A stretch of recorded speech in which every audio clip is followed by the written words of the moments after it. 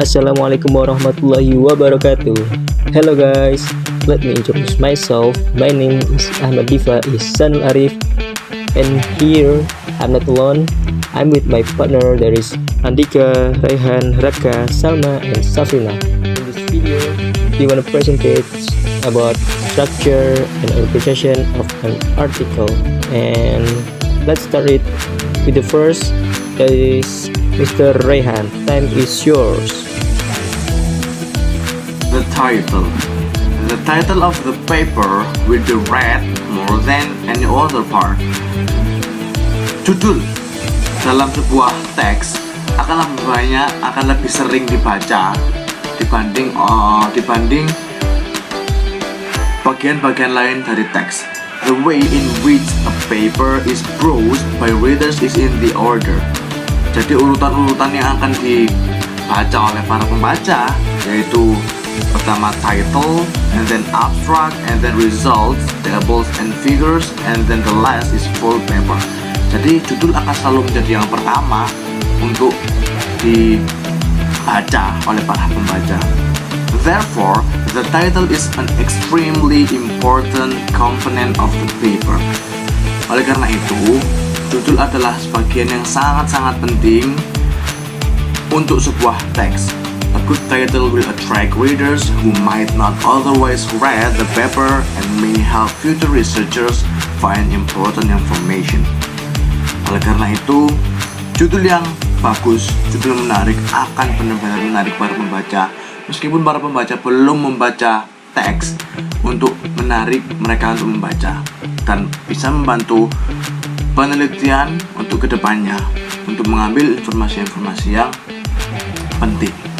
Alright, and the next speaker, that is Mr. Raka with title, authors, and keyword. Time is yours. Okay, I will explain about authors and keywords. The first is authors. The authors of a paper are individuals who have made an important contribution to planning and carrying out the research reported. And anyone listed as an author should also have helped in the preparation of the paper. Technicians and other helpers are usually mentioned in the acknowledgements. Jadi penulis makalah adalah individu yang memberikan kontribusi penting untuk perencanaan dan pelaksanaan penelitian yang dilaporkan. Dan siapapun yang terdaftar sebagai penulis juga harus membantu dalam penyusunan makalah. Teknisi dan pembantu lainnya juga bisa disebutkan dalam ucapan terima kasih. Author names should be complete enough to ensure proper identification. Jadi nama penulis juga harus cukup lengkap untuk memastikan identitas yang tepat seperti alamat email dan disajikan dengan sesuai gaya jurnal yang ada. Then keywords. These are words by which the paper should be indexed by abstracting service. Words that appear on the title should not be repeated as keywords because titles and keywords are listed together by abstracting service. Most journals allow not more than 6 keywords. Some journals do not allow any keywords, and some journals allow a string of several words as keywords. In any case, the keywords 16 to organization of research paper, the IMRAD format should be specific to the article. Common words such as plants, soils, models, and people are too general to be of any value as keywords. Jadi kata-kata adalah harus diindeks oleh layanan abstrak. Kata-kata yang muncul pada judul tidak boleh diulang sebagai kata kunci karena judul dan kata kunci dicantumkan bersama oleh layanan abstrak. Sebagian besar jurnal mengizinkan tidak lebih dari 6 kata kunci. Beberapa jurnal tidak mengizinkan kata kunci apapun, dan beberapa mengizinkan rangkaian beberapa kata sebagai kata kunci. Alright, thank you for Mr. Raka. And the next will presented by Miss Salma. Time is yours. Hello guys, today we will learn about abstract and introduction. Abstract. Abstract is a mini version of the paper. The American National Standard Institute says a well-prepared abstract enables readers to identify the basic content of a document quickly and accurately, to determine its relevance to their interests, and thus to decide whether they need to read the document in its entirety. ANSI 1979. Therefore, it is extremely important that the abstract be written clearly. Jadi, abstrak adalah versi mini dari sebuah makalah.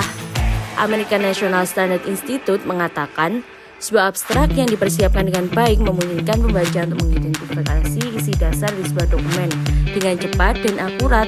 Oleh karena itu, sangat penting bahwa abstrak ditulis dengan jelas. Abstrak harus berdiri sendiri, yaitu lengkap dengan sendirinya. Ini dimulai dengan pernyataan rasional dan tujuan melaporkan metode yang digunakan.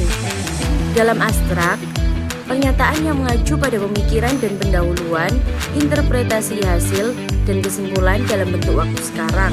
Sedangkan bahan dan metode serta hasil dalam bentuk lampau. Jadi menggunakan interpretation itu menggunakan present tense, sedangkan untuk yang method result itu menggunakan past tense. Di sini juga dikatakan bahwasanya the abstract should not contain first abbreviation or acronym unless they are standard or explained. Abstrak tidak boleh mengandung singkatan atau akronim. Yang kedua, literature citation, kutipan literatur. Jika ada any information or conclusion not in the paper itself. Setiap informasi atau kesimpulan yang tidak ada dalam makalah itu sendiri. General statement, jadi tidak boleh mengandung pernyataan umum. Dan juga not contain complex winding verbose sentences, jadi tidak mengandung kata-kata kalimat yang rumit, berliku, ataupun bertele-tele. Yang kedua yaitu introduction. A good introduction is relatively short. It tells why the reader should find the paper interesting, explain why the author carried out the research, and give the background the reader needs to understand and judge the paper. Nah, introduction yang baik adalah relatif singkat. Ini menceritakan mengapa pembaca harus menganggap makalah itu menarik, menjelaskan mengapa penulis melakukan penelitian, dan juga memberikan latar belakang yang dibutuhkan pembaca untuk memahami dan menilai makalah. Next, what is introduction? Introduction defines the nature and extent of the problem studied, relates the research to previous work, usually by a brief review of the literature clearly relevant to the problem, explain the objective of investigation, and defines any specialist terms or abbreviation to be used in what follows. Pendahuluan yang didefinisikan sifat dan luasnya masalah yang dipelajari, menghubungkan penelitian dengan pekerjaan sebelumnya. Nah, biasanya ini dengan tinjauan yang singkat literatur yang jelas dengan jelas relevan dengan masalahnya, dan menjelaskan tujuan penyelidikan, dan juga mendefinisikan istilah khusus atau singkatan yang akan digunakan dalam penelitian. Next ada rules of the introduction. The first is should be relatively brief, less 500 words. Avoid repetition, do not go into an extensive literature review, do not reveal well, non-fact nor state the obvious. The introduction section also may use different tenses. Justification and motivation of the study is present in present tense, whereas the review of literature is present in past tense. Jadi peraturan yang ada di introduction itu meliputi berikut. Yang pertama adalah harus relatif singkat, kurang dari 500 kata. 2, dari pengulangan. Yang ketiga, jangan masuk ke tinjauan literatur yang ekstensif. Yang keempat, jangan mengulangi fakta-fakta terkenal atau menyatakan yang sudah jelas. Jadi nggak perlu diterangkan lagi kalau sudah jelas. Yang kelima, ada bagian pendahuluan juga dapat menggunakan tenses yang berbeda. Justifikasi dan motivation penelitian disajikan dalam present tense, sedangkan tinjauan pustaka disajikan dalam bentuk past tense. Alright, thank you so much Miss Alma. Are you bored guys? If you bored, come on, we move to outdoor class. Alright, and the next presentation, that is Miss Safrina. Time is yours. Method followed should be described usually in chronological order with as much precision and detail as necessary. Jadi, metode yang kita gunakan, metode yang kita ikuti harus bisa dijelaskan dengan rinci. Biasanya dijelaskan secara berurutan kronologisnya dengan penelitian dan detail yang kita butuhkan.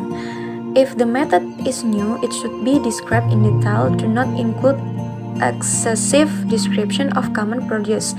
Jadi, kalau misalkan metode yang kita pakai ini adalah baru, kita harus bisa menjelaskannya dengan detail dan tidak menambahkan deskripsi tentang prosedur umumnya. The special attention may be paid to ensure that number 1, ambiguities in abbreviation or name are avoided. Jadi ambiguitas dan singkatan nama itu sebaiknya dihindari. All quantities are in standard unit. Semua kualitas ada di satuan unit. All semishells are specifically identified so that another scientist can match them exactly in the repeating the work. Jadi semua bahan kimia itu harus bisa diidentifikasi secara spesifik agar ilmuwan lainnya bisa mencocokkan itu secara tepat di dalam pengulangan pekerjaan. Every step is explained, including the number of replication. Jadi semua step itu harus bisa dijelaskan. All techniques are described. Jadi teknik juga harus dijelaskan secara detail. And then the last, irrelevant and unnecessary information that does not relate to the result or confuse the reader is avoided. Jadi informasi yang tidak penting dan tidak relate seharusnya itu dihindari. Materials and method. The purpose of this section is to present in a simple and direct manner what has been done, how, when, and how the data were analyzed and presented. Jadi dalam bagian ini kita fokus pada bagaimana itu bisa terjadi, kapan, dan bagaimana data itu bisa dianalisis dan disajikan. The simple way to organize this section, we have to include all necessary information but avoid unnecessary details that the readers are supposed to know. Jadi pada bagian ini kita harus memberikan semua informasi yang diperlukan dan menghindari yang tidak perlu.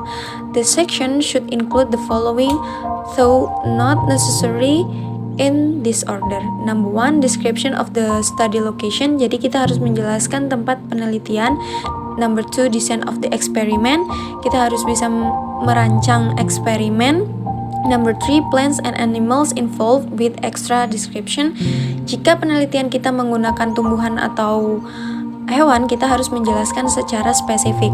Number 4, material used. Kita harus menjelaskan bahan apa saja yang akan kita gunakan. Number 5, assumption made and their rationale. Jadi kita harus bisa membuat asumsi-asumsi dan alasannya. And then the last, statistical and mathematical procedures used to analyze and summarize the data.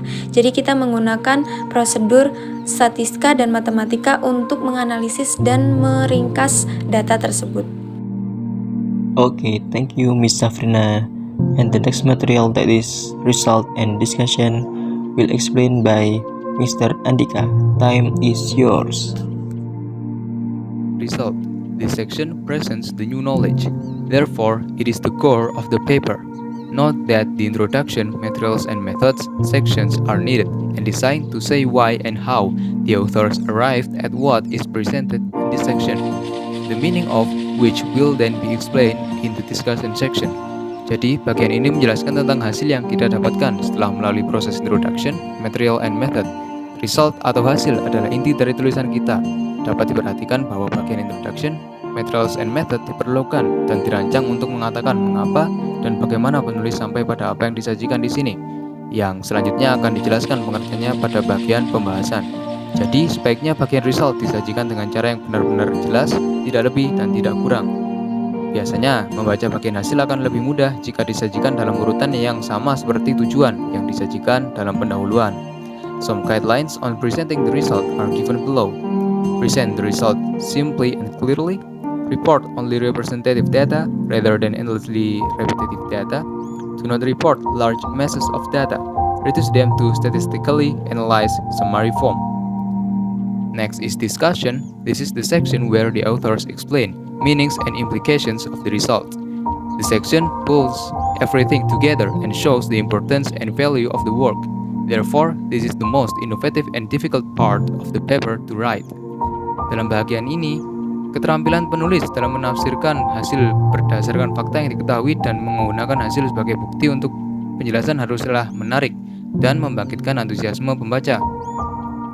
Tanpa diskusi yang begitu menarik, pembaca mungkin akan pergi dengan mengatakan, "So what? Terus kenapa?"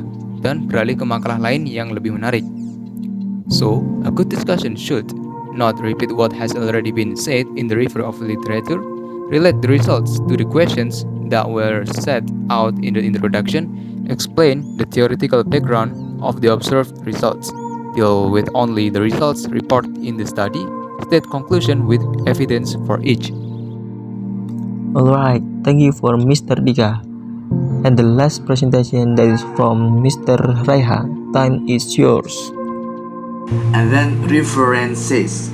Preparing a proper reference list is one of the most tedious aspects of finalizing a manuscript for publication. Mempersiapkan daftar referensi yang tepat adalah satu aspek yang paling membosankan dalam menyelesaikan naskah untuk diterbitkan. Part of the problem is that there is no standard or uniform format for citing literature, except that a citation in the text, and only those must be listed in the references. In other words, the references section and text citation should match perfectly. Jadi referensi dan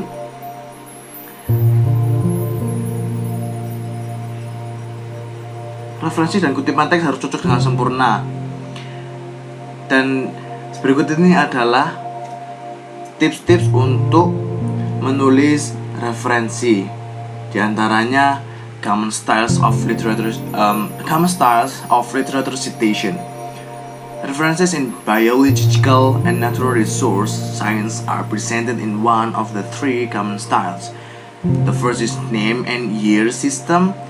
Jadi nama dan tahun, sistem nama dan tahun, and then numbered alphabetical list, and then nomor dan huruf alfabet, and then citation sequence system.